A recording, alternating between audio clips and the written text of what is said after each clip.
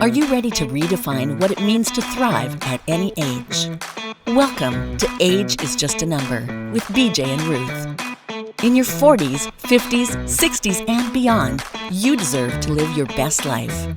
Say goodbye to preconceived notions and let's shatter those stereotypes together. Get ready to own your vitality because age, well, that's just a number. Hey everybody, it's BJ. And Ruth. And we're continuing on where we left off in the last episode where we were talking about sleep, the importance or lack of it. And the importance of it for your overall health. And it carries over to every part of our lives. The gym, sure, that's your physical part, but it affects our mental abilities and capacity. It affects our emotional abilities and capacity. It affects our decision making in so many different areas. Yeah. And, you know, as I was doing this and doing some of the research for this, here's a pretty staggering statistic that in North America, and I think this number might even be low, but about 33%, so a third of the population are not getting enough sleep. And sleep is the body's time to reset itself and re-energize itself. So right. Imagine like you're not giving yourself that quality time right. and the quantity needed, and then you're waking up the next day mm-hmm. expecting you to be able to go, and you're not functioning at 100%. Yeah, for sure. And you know, talking about the importance of it from a restorative point of view and all of those things, I think we need to also identify, research tells us that really the sweet spot is 6 to 8 hours of sleep. Right. Maybe 7 hours. So I kind of pick 7 as the number 7 for me. is the number, yeah. Obviously, if you're watching this and you're a teenager, that's a different number. Right. You know, my daughter, 7 hours is not going to do it for her. No. Right? Because she's, you know, teenagers are growing, they're developing, there's different things going on in their systems and hormones and so on and so on. But for the average person, 6 to 8 hours, let's call 7 hours the sweet spot. So what we're saying is at least a third of the population do not get it, in North America, do not get enough sleep. Right. They get less than that minimum 6 hours. So maybe it's 4 hours, maybe it's 5 hours. But here's the thing. If you get 4 hours sleep one night, okay, just for that one night, you will have a 70% reduction in your T cells, which is essentially like your immune system and everything else and the ability to fight off, sickness. And that's one of the things whenever, if ever, you know, I'm feeling like I'm fighting something, I go to bed. Well, yeah, and which you should do. Like right. it should be that, you know, I'm not feeling good, I'm going to just rest. Yeah. Let the body do what it needs to do. But right. a lot of us do the opposite. A lot of us just keep going, and you know, you don't really accomplish anything at that point. Sure. Here's another interesting statistic that goes with that. 4 hours of sleep per night, which for a lot of people, that's what they do, right? Mm-hmm. So 4 hours of sleep per night for 1 week, okay, will result in you being 10 years older on the inside. And who wants that? Like, right? Really? Right? You know, maybe when you're 10. Yeah. Right? But at this age, who wants that? Not me. Such a simple thing of just making sure that we get enough sleep. And we live in a society, just the world and everything in the world that is so go. Even if it's not, it's stay up and watch Netflix. It's easy. It's stay up and watch this on YouTube. It's stay up and watch that. It's stay up and, you know, watch whatever. It's just so easy to be, how's this? It's easy to be distracted, mm-hmm. right? Yeah. And to get distracted. And if we identify what are the priorities? Is sleep a priority? And for some of us, some people don't understand the importance of it, or they're just like, yeah, I'll sleep when I sleep. I'll sleep when I sleep. Yeah. But if you understand the value of sleep and the importance of sleep, then you will make it more of a priority. Right. Yeah. So check this out. our bodies have a lymphatic system, which is what gets all the toxins and the garbage out of our system. Okay. Our brains do not have one. Okay. What happens is when we get deep sleep, that's when essentially, without getting into exactly the process, but that's when our brains get cleaned up. That's when our brains get washed. Just like the lymphatic system washes our bodies and cleans up our body, our brains get cleaned up when we have that deep sleep. So if we're not having deep enough sleep or enough sleep, then we're not really getting these toxins out of our brain. Right. Right? And it's interesting that what they've found is that in that same period of deep sleep, when the toxins are getting taken care of in our brains, it's also when memories are being solidified in our brains as well. And it's also at that same time where emotional healing takes place, because what happens is the edge gets taken off of emotional events as we sleep. Yep. And so, we see so much importance in something that is so simple, right? You don't have to buy a gym membership to get a good night's sleep. You don't have to go get the right groceries to have a good night's sleep, though those things help. And we're going to address a couple of those things today, because what you eat and when you eat, and how you work out and when you work out was certainly going to have an effect on your sleep, right? So we wanted to talk today about, we've covered more of the big picture of sleep and the importance of it. We hit a few things here, but we want to talk today about something called sleep hygiene, which is really now the process of how do I make sure, or what things can I do to make sure I have a good night's rest? What can I do to set myself up to be in a good situation here, right? We don't want to set ourselves up for failure. So let's talk about, what does that look like? What does that mean? And so it really comes down to what is my process before I go to bed? Right. Because I look at me personally, and often, I can start a movie I'm in front of the TV. I'm on the couch. I start vertically. I end up horizontal. And then with my eyes closed, and I wake up at midnight, and then the movie's long gone. I have no idea what happened. I slept through probably most of it, if not all of it. And right.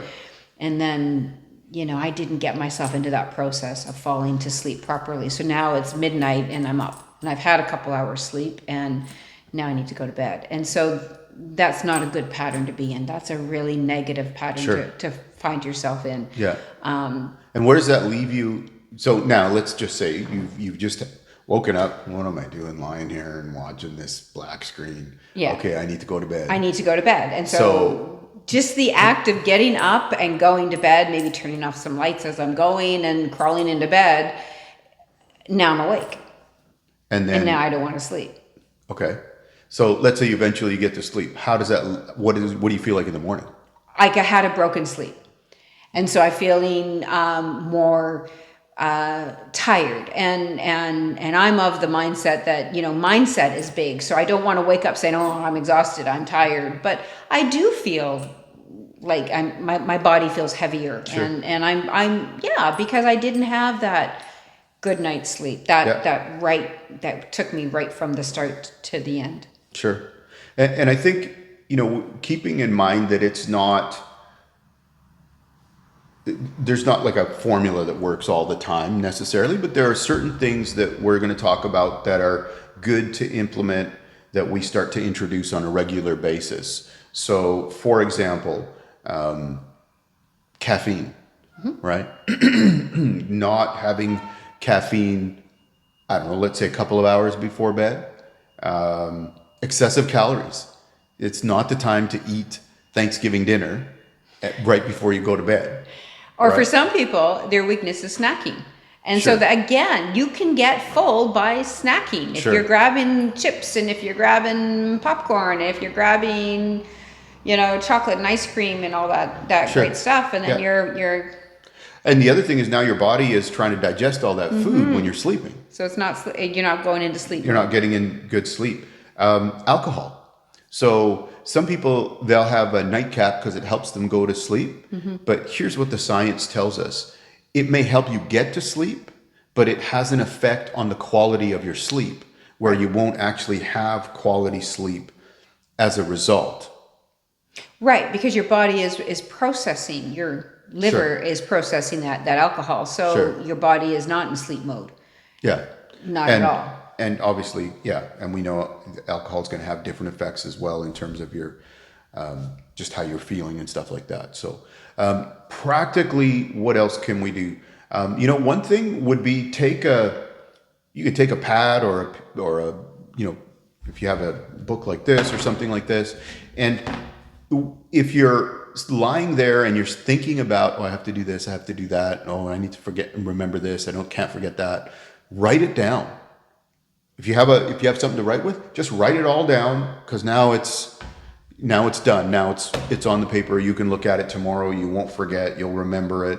For me, I try to, and this is one of these things where I'll do it some days. I won't do it other days, but I'm going to try to do it more days than not. I try to spend some time before bed just journaling and writing down some of what were my wins for the day. What am I thankful for?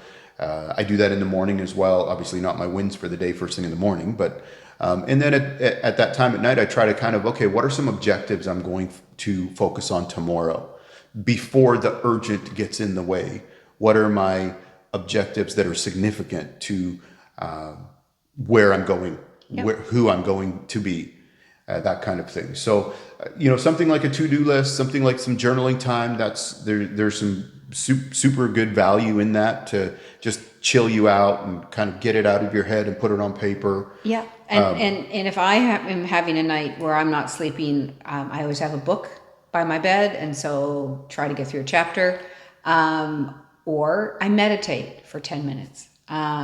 It can be guided or unguided, but its purpose is to quiet the mind. So if I've woken up with this mental to-do list of, oh my God, I got to get this done and this done and this done, I really focus on quieting that whole mind talk. And that often helps me. But I think one of the worst things I find for me personally is to grab the phone, or to turn on a TV, or to have that blue light or something that stimulates you. Like, that's not what you want. You actually want to go into more of a peaceful, quiet mind state. And to jump right off of that, the next thing is the blue light. So it's cutting out the technology half an hour to an hour before it's time for bed. Yeah. And that's tough for some people to do. It's tough for me. It is. Right? Yeah. And I try to just take my phone and put it on the charger half an hour before bed. Yeah. And then I'm not going back to pick it up. Don't care if it buzzes. Don't care if it does anything. It's tough. It really is. Me personally, I put my phone on silent from 9 to 9. That was hard enough. But the next step of that, of course, is when your phone's on silent from 9 to 9, to still not be having it close by me. Right. But yeah, so go put it. And I've actually just started. How many of us have had a phone charger on our night table? I have. And so for me, it's actually moving my charger, my wireless charger, into another room. Yeah. And so my phone isn't beside me. Yeah. My phone is downstairs. My bedroom is upstairs. There's a lot to be said for that. It's too tempting for me, if I have it right beside the bed, to just grab it and turn it on and look at it. And it's the idea of, what did I miss? Well, what did it matter? No, that's a good one. It'll still be there in the morning. And that goes with another point of sleep hygiene, which is establish a routine that's going to be your regular routine before winding down for bed, or as a process of winding down for bed, so that you can do it consistently and your body starts to recognize and your mind starts to recognize, okay, it's going to be time for bed right away. That's because this process starts. And this is what happens, is you start making these, your mind and body starts connecting with, okay, we're getting ready for bed. Yeah. The other thing is, obviously, it may not work for everybody and every time, but a quiet place when you're talking about sleeping. Yeah. You may live in a condo, or maybe there's noise outside sometimes, and maybe there's I don't know what the soundproofing is like, maybe not great soundproofing or whatever the case might be, but having a quiet place, that's obviously important. And I think the final one, because we've gone a little bit longer today, that to talk about in terms of sleep hygiene is having a comfortable bed, right? You need to figure out what that is for you and have a comfortable place to sleep, a quiet place.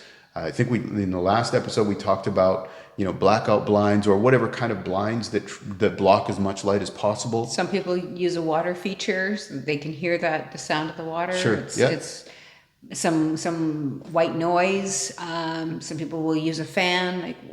Find what works for you and go with it. And because the importance of all of that, to come back to the area of health and fitness, I think we've identified that it's pretty vital. And it's something that in our modern culture is not always considered important by a lot of people. But you will, it's funny, but it's true, is that we will make time for what we think is a priority and what is important. And so I know for myself, I am working at it on purpose to have everything wrapped up and be, in my getting ready for bed routine at a certain time.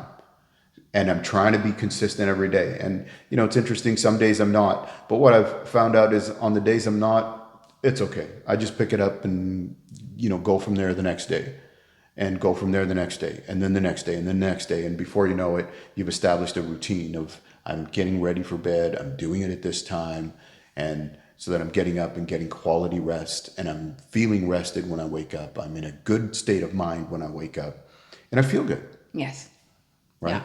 So that's something I think that we can all take and work on, is just work on getting some quality sleep time in, making it a priority. We've all felt what it's like to be exhausted, but on your feet. Yes. It's not fun. Yeah. So right? Just know the importance of it. There is value to having a good night's sleep. And so value it and cherish it and take care of it and make it happen. Yeah, absolutely. So thank you for joining us today. If you haven't, please take a minute and subscribe to our channel and like the video. If there's things you'd like us to talk about, please put it in the comments. We've had people reaching out to us, and we're going to answer some of their questions that they've reached out to us directly about. But we're happy to talk about those things, whatever they are that you put in there. And then also, we're building a community here at Life at Full Volume. So we would like you to join us for your fitness journey, for us to all do this thing together, because, we talked about it, the episode just aired, about the importance of teamwork. So join us and let's do this thing together. Because age is just a number. See ya. Bye.